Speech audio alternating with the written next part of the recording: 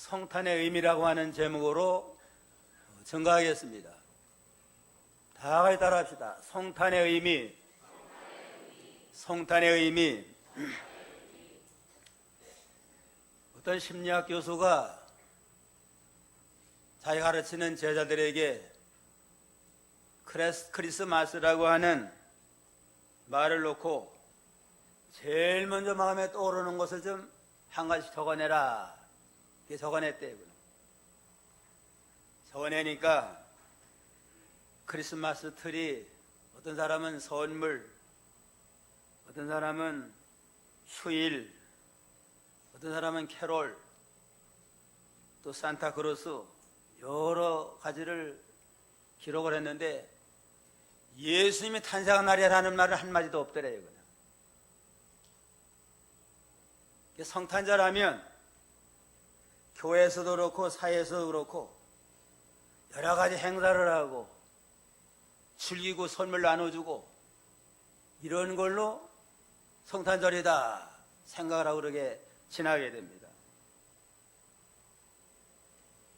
성탄절은 주인공 예수 그리스도를 첫 탄생을 기념하며 감사하며 영광 돌리는 날이 되어야 되잖아요. 주인공 되는 주님은 온데간데 없고 서로 카드나 그저 교환하고 선물 교환하고 성탄 트리나 아름답게 만들어 놓고 즐기는, 이런다면 성탄절에 아무 의미가 없습니다. 붕어빵에는 붕어가 있어요, 없어요? 붕어빵에는 붕어 없다고 그러잖아요. 모양은 붕어인데 붕어 맛도 없고 붕어 아무것도 없습니다. 말만 붕어빵이에요. 그냥. 성탄절도 말만 성탄절이고 말만 크리스마스고 예수님을 영접하고 예수님을 높이는 이러한 면이 없다면 성탄절은 아무 의미가 없다 하는 걸 우리가 좀 되새겨 봐야 됩니다. 그런 거로 이 시간 성탄의 의미가 뭔가 이걸 생각하는 건 뜻깊은 일이라고 볼 수가 있습니다. 크리스마스라고 하는 말은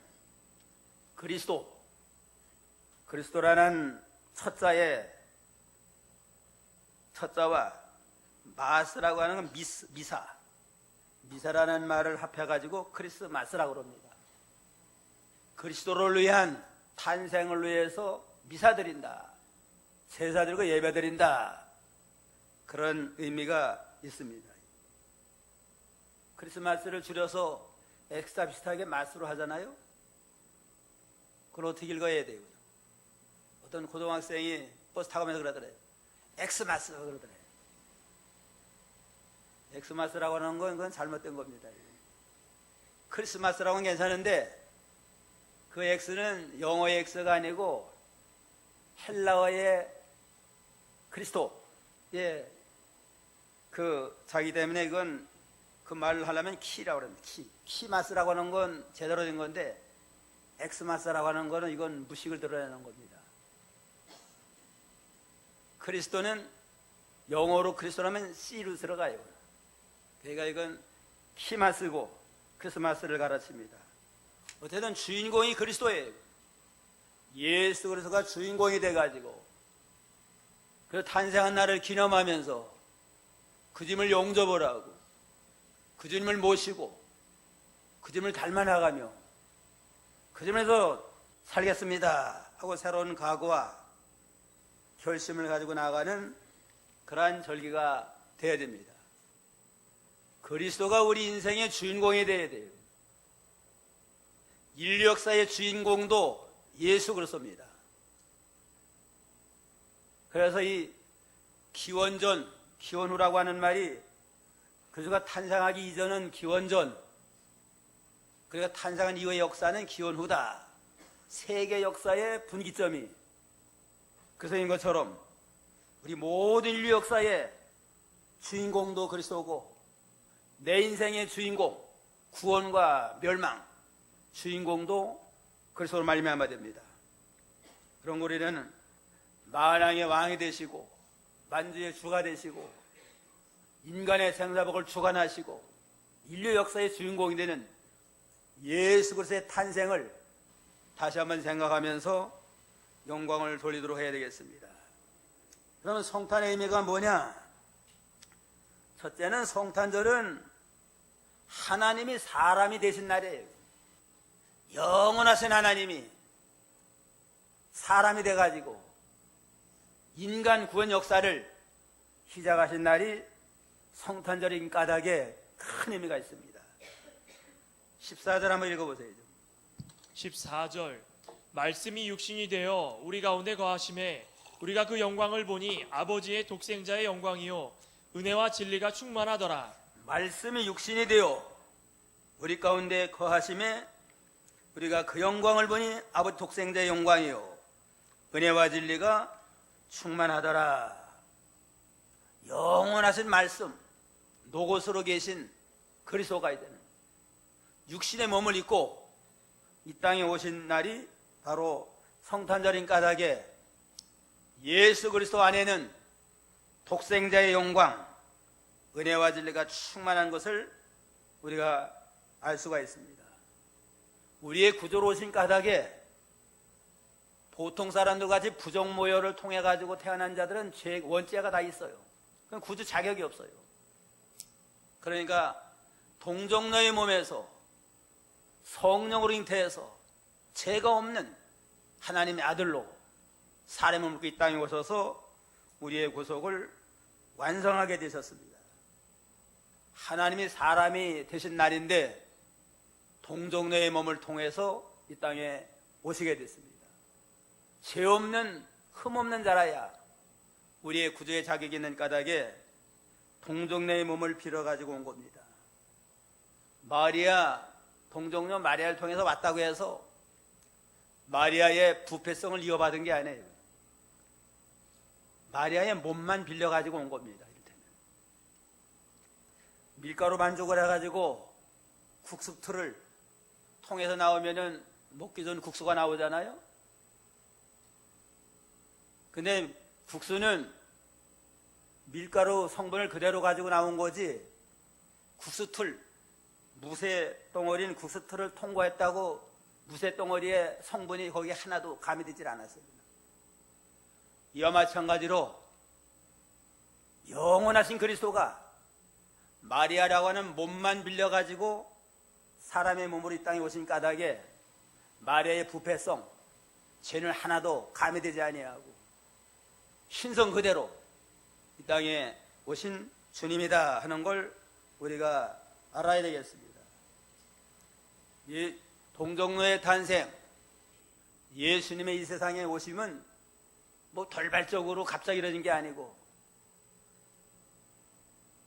아담과 하와가 범죄한 이후부터 하나님이 약속한 겁니다. 여인의 후손이 나타나서 뱀의 머리를 상하게 할 것이다 하고 아담의 타락 이후부터 허락한 거고 또 주전 700년 전에 이사야 선지를 통해 확실하게 분명하게 예언했습니다. 이사야 7장 14절 14절 그러므로 주께서 친히 징조로 너희에게 주실 것이라 보라 처녀가 잉태하여 아들을 낳을 것이요 그 이름을 임마누엘이라 하리라. 처녀가 잉태하여 아들을 낳을 것이라 그 이름은 임마누엘이 하리라.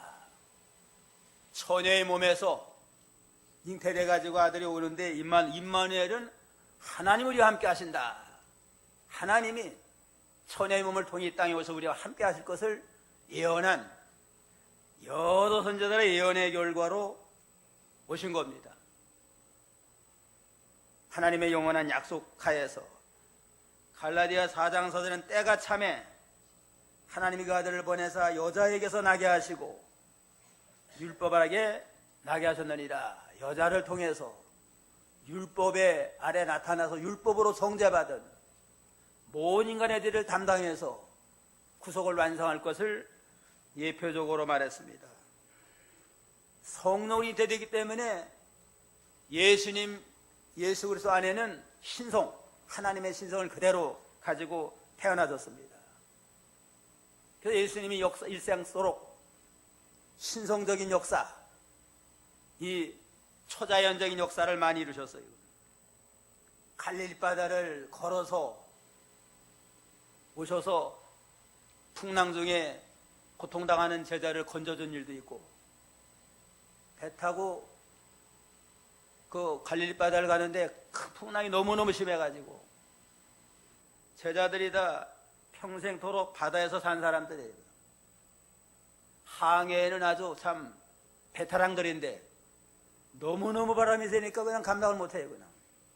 근데 예수님은 풀쿨 잠만 주무고 계세요. 그냥. 제자들이 자기네 실력과 경험을 통해서 한번 이 바람을 제어해보자, 항해를 해보자고 했지만 도저히 살 길이 없으니까 주여 우리가 죽게 됐는데 왜 잠만 주무십니까? 하고 주님을 깨울 때에 왜 이렇게 믿음이 없느냐?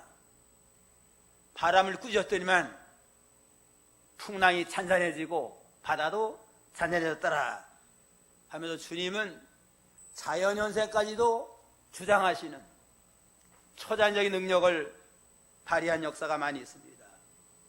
주님 신성을 가진 까닭이라.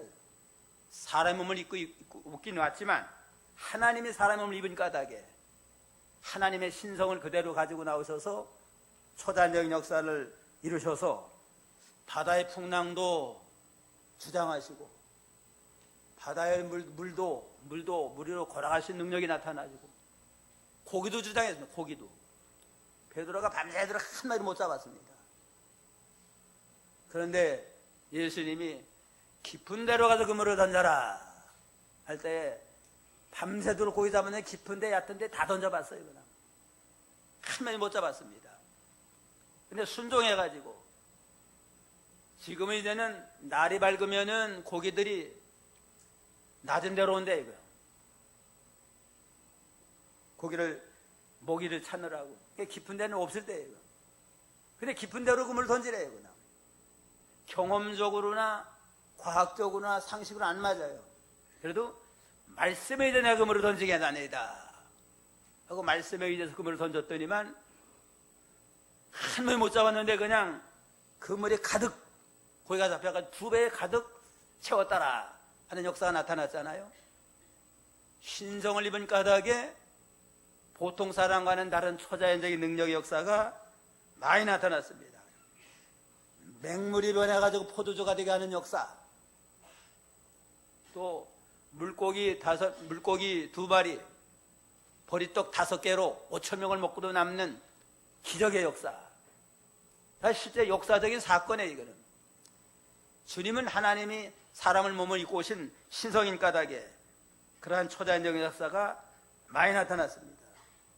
심지어는 죽은 자도 살리시고 주님이 죽으셨지만 3일 만에 부활하는 역사도 나타나니 모든 것은 하나님이 사람의 몸을 입고 오셨는데 하나님의 신성 그대로를 입으신 완전한 사람이었다 하는 증거로 이렇게 나타난 겁니다. 요한복음 1장 1절로 5절 한번 보세요. 1절 태초에 말씀이 계시니라. 이 말씀이 하나님과 함께 계셨으니 이 말씀은 곧 하나님이시라. 그가 태초에 하나님과 함께 계셨고 만물이 그로 말미암아 지은 바 되었으니 지은 것이 하나도 그가 없이는 된 것이 없느니라. 그 안에 생명이 있었으니 이 생명은 사람들의 빛이라. 빛이 어둠에 비치되 어둠이 깨끗이 못하더라. 태초에 말씀이 계시니라. 태초는 영원한 태초, 시작도 없는 영원한 태초에 말씀이 계시니라. 말씀은 로고스인데 이건 예수 그리스도를 가르치는 겁니다. 성자 예수님의 말씀으로 영원한 태초에 성부 하나님과 성령 하나님과 삼일체 하나님으로 계시다가 이제는 이 말씀이 하나님과 함께 계셨고 이 말씀이 곧 하나님이시니라. 말씀으로 계신 그리스도가 하나님이라고 그랬습니다. 이건 예수 그리스도의 영원성을 가르치는 겁니다. 2000년 전에 마리아의 몸을 입고 오셨다고 그때부터 예수님이 존재한 게 아니고 영원한 태초에 말씀으로 계신 그리스도의 영원성을 가르치고 그분은 곧 하나님이다. 그분은 하나님이다 보니까 하나님의 신성을 또 가르치는 거고 만물이 그로 말미암아 지은 바 되었으니 지은 것이 그가 없이는 된 것이 없느니라. 모든 만물을 창조하신 창조로서 또 계셨습니다. 삼위일체 하나님이 모든 만물을 창조했는데 성부 하나님은 계획을 쓰고 예정을 하시고 성자 예수님이 모든 만물을 창조하는 실제적인 창조주가 되셨습니다. 그 안에 생명이 있었으니 이 생명 곧 사람들의 빛이라. 그리스도 안에는 영원한 생명이 계셔서 모든 천재 만물을 창조하신 모든 만물에게 생명을 주시는 생명의 근원이 되고 육신의 생명만 주시는 분이 아니고 영원한 생명을 주시는 생명의 근원이 되시는 그리스도의 속성을 여기서 말하는 겁니다. 영원하신 분, 또 하나님으로서 신성을 가지시고 모든 만물 창조의 주님이 되시고 생명의 근원 되시는 그분이 바로 사람을 먹고 육으신 예수 그리스도다 하는 걸 여기에 우리에게 보여주고 있습니다.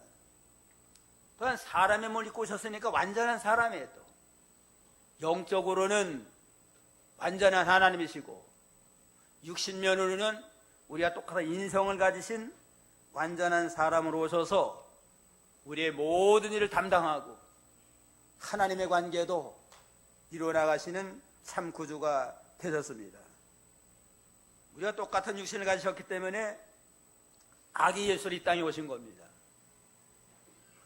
연약한 아기 예수로 이 땅에 오셔서 참 어머니의 젖을 먹고 부모의 보살핌 속에서 자라난 우리가 똑같은 인성을 가지셨고 또 배가 안 잡수면 배가 고파요. 그냥 시장하셔가지고 무화과나무에 열매를 구했는데 없어가지고 무화과나무를 저주한 일 있잖아요.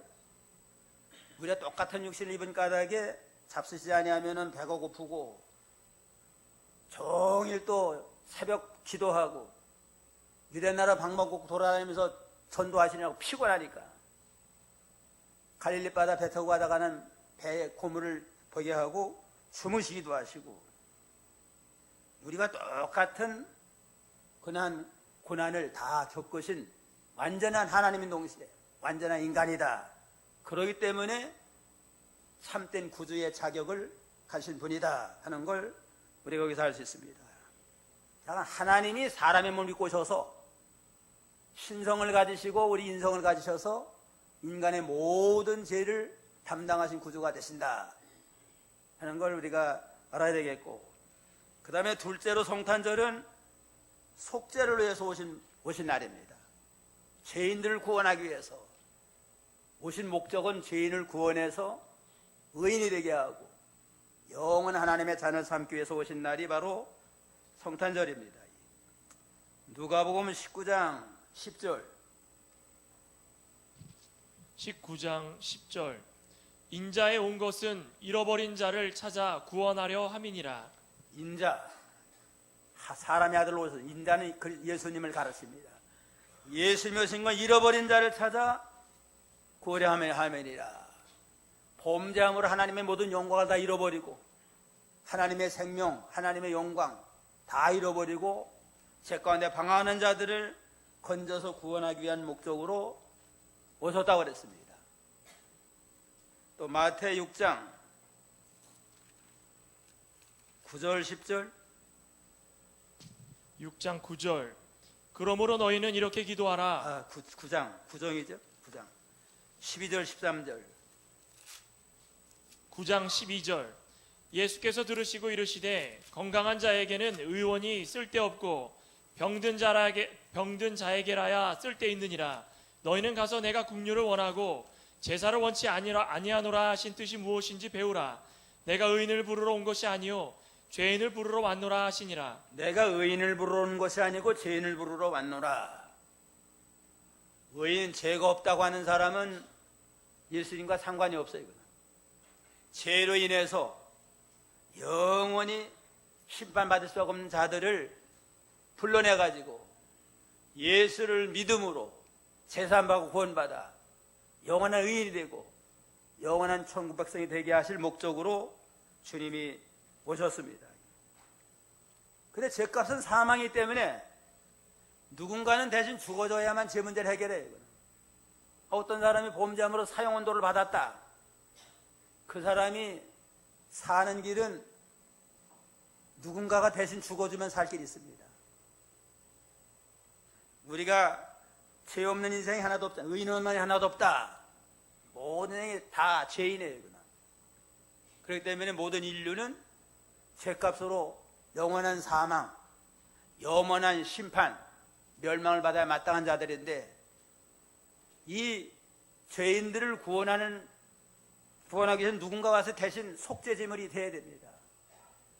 이 속죄제물이 되기 위해서 예수님이 하나님의 아들이 사람의 몸을 입고 이 땅에 오셔서 대속의 죽음을 죽으신 겁니다. 말로만 그저 속하는 게 아니고 대신 죄인의 모든 고난을 다 당하고 33년의 생애를 통해서 인간의 몸을 입고 우리가 당하는 모든 고난, 멸시천대, 배반의 슬픔, 배고픔 소름, 병든 소름 모든 경험을 다 겪은 다음에 마대 모든 고난과 형벌을 짊어지고 십자가에 죽으셨습니다. 죽음의 고통까지 다 담당하신 까닭에 우리의 속죄를 완성하셨습니다. 마가 10장 45절로 보세요.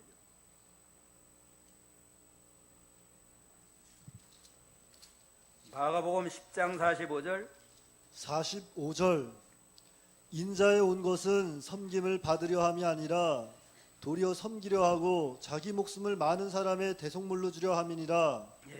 자기 목숨을 많은 사람의 대속물로 주려 하심이니라.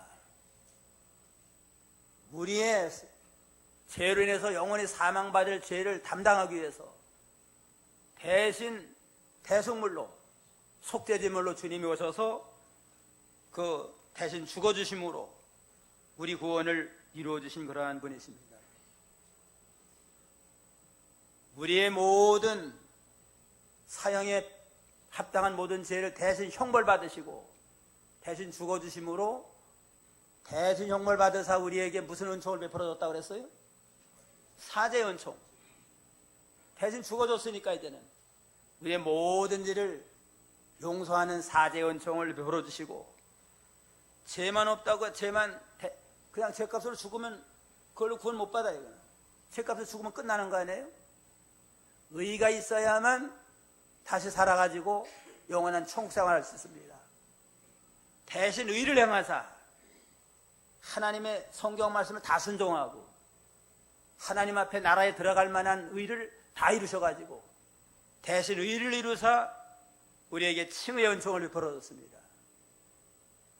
죄값은 통해서 죽음을 통해서 죄값을 물어주고 의가 없어서 구원 못 받는데 죽으면서까지 성경 100% 다 순종해가지고 하나님 앞 합당한 의를 이루심으로 의인화 칭함받고 주님이 부활하셨는데 그 의를 우리에게 입혀주심으로 우리가 의인이 됐습니다. 예수 믿음으로 의인이 되긴 됐는데 실제는 의인이에요? 죄인이에요? 실제는 죄인이에요. 그냥 세례받았다고 죄 안 짓는 사람 있어요? 집사가 되고 권사가 되고 장로가 되고 목사가 됐다고 해서 죄 없는 사람이 있어요? 실제는 죄인인데 예수를 믿으니까 이제는 예수님의 의로 우리를 감싸줘가지고 너는 의인이다 하고 주님이 불러주세요. 그래서 우리의 의인은 무슨 의라고 그래요? 칭의다. 실제는 의인이 못 되는데 예수님의 의로 감싸가지고 너는 의인이다 칭해주니까 칭의 은총을 받아가지고 우리는 하나님의 앞에 당당한 의인으로 섭니다. 죄를 다 가리워줬으니까. 이런 대신 의를 향하사 칭의 은총을 받게 되고 있다는 하나님과 우리가 원소였는데 예수님이 속죄제물이 됨으로 하나님과 우리 사이에 막힌 죄악의 담을 헐어주심으로 하나님과 완전한 교통이 이루어졌습니다.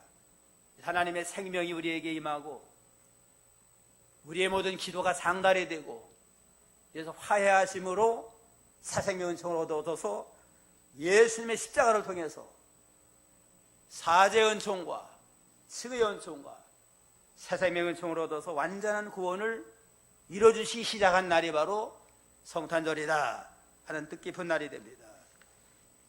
마지막으로 성탄절은 독생하신 하나님의 모든 걸 주신 날입니다. 독생하신 하나님의 모든 영광, 생명, 특권 다 우리에게 주신 날이 바로 성탄절의 날입니다. 아주 보통 날이 아니에요. 성탄절 날은 18절에 보면 본래 하나님을 본 사람이 없으되 17절 18절 다 같이 읽어봅시다. 율법은 모세로 말미암아 주신 것이요 은혜와 진리는 예수 그리스도로 말미암아 온 것이다. 본래 하나님을 본 사람이 없으되 아버지 품속에 있는 독생하신 하나님이 나타내셨느니라. 율법은 모세를 통해서 와가지고 율법을 가지고는 너는 죄인이다. 청전했지만은 율법 가지고는 구원을 못 받아요. 너는 죄인이다. 죄값은 사망이다. 이제는 이것까지만 알았습니다. 나중에 율법은 청진교와 같아요. 그냥 청진교로 진찰해보니까 이건 폐렴이다, 폐암이다. 발간에 청진기를 가지고 고치는 거 아니잖아요. 고치려면 이제는 수술한다든가 약을 먹든가 해야 될 거 아니에요. 그런데 은혜와 진리는 예수 그리스도 말미암으니라. 율법으로 정죄받은 인생들에게 은혜와 진리로 용서해주고 또 믿음을 선물로 주고 또 구원의 선물을 주심으로 예수로 말미암아 은혜와 진리 가운데 구원을 얻게 하셨습니다. 독생하신 하나님이 예수 그리스도가 하나님의 모든 영광과 모든 뜻을 다 드러내셨다고 그랬습니다. 그래서 이 성탄절은 독생하신 하나님의 모든 걸 우리에게 물려준 날이에요. 이게 보통 축복이 아닙니다. 로마서 8장 32절 봅시다. 로마서 8장 32절. 32절. 자기 아들을 아끼지 아니하시고 우리 모든 사람을 위하여 내어주시니가 어찌 그 아들과 함께 모든 것을 우리에게 은사로 주지 아니하시겠느뇨. 자기 아들을 아끼지 않으시고 모든 사람을 위해서 내어주신 분께서 어찌 아들과 함께 모든 걸 우리에게 은혜로 주지 않겠느냐. 아들까지 우리에게 내줬습니다. 그 집안의 제일 큰 가장 귀한 건 아들 아니에요. 아들. 그 집안의 상속자 아들이 가장 귀하잖아요. 하나님에게도 아들 독생자가 가장 귀한데 독생자를 우리에게 주신 날이 성탄절이고 그 아들과 모든 걸 우리에게 주지 않겠느냐. 독생하신 하나님의 모든 걸 우리에게 주신 날이 바로 성탄절 날이다. 그러니까 이 날은 참 뭐 천하의 똥을 고 바꿀 수 없어. 천하를 다 얻어도 독생자 예수님을 얻지 못하면 지옥 가고 말아요. 그냥. 아무것도 없어도 나사로처럼 평생도록 가난한 나사로를 할지라도 독생자 예수를 영접한 까닭에 하늘나라 가서 아브라함의 품에 안겨서 영생을 얻었고, 부자는 아마 이 나사로가 사장님도 예수 믿고 구원받으라고 그러면 조롱했을 것 같아요. 나는 예수 안 믿어도 이렇게 잘 먹고 잘 사는데 너는 예수 믿고 구원받는다고 그러면서 거짓 신세도 못 면하냐, 몸이 아파도 병원도 못 가느냐 하면서 조롱했을 것 같아요. 그렇지만은 나사로는 조금 더 거기에 열등감 같지 아니하고, 인생은 나그네다. 잠깐 있다가 가면 독생하신 하나님의 모든 영광, 하늘나라, 하나님의 기업, 특권 다 물려받는다. 그러한 소망을 가지고 가서 영화를 얻었습니다. 부자는 뭐 그냥 좋은 집 똥똥거리고 맨날 잔치하며 살았지만은 갈 때는 예수 영접 못한 까닭에 죗값으로 영원한 흑암에 들어가서 물 한 모금도 없는 지옥 고통을 당하는 불쌍한 자가 됐다고 그랬습니다. 독생하신 하나님의 모든 것 우리에게 물려줬다. 이건 뭐 천하의 뭘까도 바꿀 수 없어요. 이건.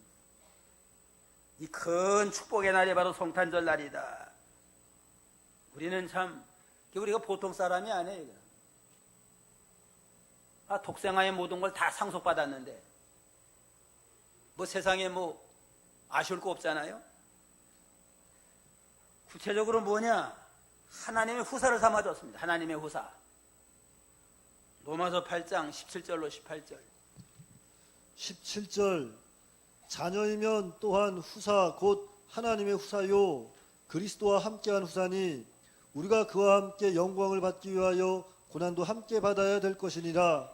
생각건대 현재의 고난은 장차 우리에게 나타날 영광과 좋게 비교할 수 없도다. 자녀이면 또한 후사 곧 하나님의 후사라. 우리가 믿으면 하나님의 자녀가 됐다는, 하나님의 후사가 됐다는, 하나님 후사 하늘나라 상속자예요. 예수님과 함께 상속을 받기 위해서는 고난도 함께 받아야 된다. 믿음 지키기 위해서 고난받고 어려움 당하지만 현재의 고난은 장차 받을 하나의 영광을 생각하면 좋게 비교할 수 없는 영원한 무궁무진한 그러한 참 축복을 우리에게 약속을 했는데 이 특권을 오늘날 우리가 성탄절을 통해서 받게 됐습니다. 얼마나 놀라운 축복을 얻게 됐어요. 이거는. 무슨 큰 기업의 후사가 돼도 기업을 상속받아도 영광인데 이건 하늘나라를 상속받는 하나님 후사가 됐습니다. 그럼 독생하신 하나님의 모든 걸 받은 거 아니에요? 하늘나라는 우리가 예수님과 같아져요. 예수님 같은 생명, 같은 권능, 같은 능력, 같은 존귀를 누리고 같은 나라에 들어가서 영원히 살고 천군 천사들의 호의를 받으면서 영생의 공통의 영광을 누리는 존귀한 자입니다. 또 예수님을 통해서 안식의 복을 줬습니다. 수고하고 무거운 짐 진 자들아 다 내게로 오라. 내가 너희를 쉬게 하리라. 마태 11장 28절에 그랬잖아요. 또 예수님의 평강을 우리에게 주셨습니다. 요한복음 14장 27절.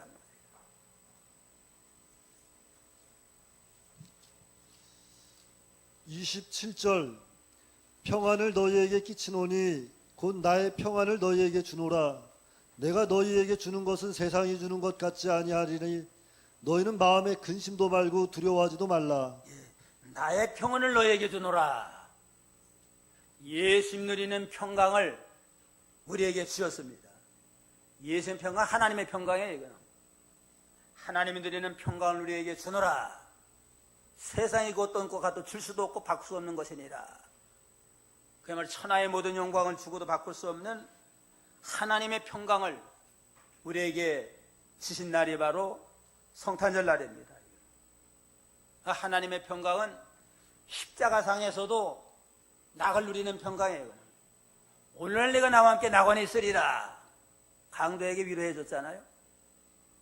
십자가상에서도 평강을 누리는 그 평강을 우리에게 주셨는데 우리 실제 생활은 어떤가? 조금만 일이 안 되면 그냥 낙심천만하고 원망불평하고 이거는 너무너무 참 우리에게 큰 축복을 주셨는데 그 가치를 모르고 써먹을 줄 모르니까 너무나 참 우리가 가난한 자가 됩니다. 어떤 사람이 이 사업에 실패해가지고 아주 노숙자가 됐대요. 그냥. 노숙자가 됐는데 동창생을 만났는데 돈 많은 사람이 동창생을 만나고 너무너무 동창생인데 노숙자가 안 됐잖아요. 그래가지고 수표를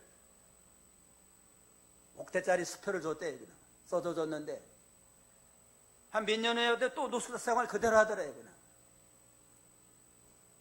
어떻게 된 거냐 그러니까 수표 가치를 몰라가지고 수표는 안 주면 이게 친구가 준 거니까 소중하게 간직은 했는데 써먹을 줄 몰라가지고 노숙생을 그대로 하더래요. 옥대 그거 사용하면은 집도 장만할 수 있고 생활 불편 없잖아요. 우리에게 주신 하나님이 주신 수표는 옥대가 아니고 몇 조예가 나. 큰 수표를 받았는데 써먹을 줄 모르니까 먹을 거 없다고 걱정하고 뭐 병 났다고 걱정하고 우리가 참 너무 가련합니다. 예수님의 평강을 너에게 주노라. 마지막에 영생. 영생을 우리에게 주셨습니다. 요한 1서 5장 11절에 보면 또 증거는 이것이니 하나님 우리에게 영생을 주신 것과 이 생명이 그의 아들 안에 있는 것이니라. 예수 안에 영생이 있는데 우리가 예수님을 우리에게 주셨으니까 예수를 영접하면 예수님의 생명, 예수님의 평안, 예수님의 안식, 예수님의 나라, 예수님의 모든 걸 우리가 상속받은 아주 참 영광스러운 하나님의 후사들이 다 됐습니다. 우리가 얼마나 큰 축복을 받았나, 성탄절이 얼마나 큰 절기인가 다시 한번 깨닫고 감사감격하는 마음을 가지고 성탄을 찬양하면서 우리에게 주신 큰 축복을 늘 생각하며 구원의 감격 속에서 기쁘고 즐거운 마음으로 승리하고 또 승리하는 복된 성도들이 다 되어야 되겠습니다. 기도하겠습니다.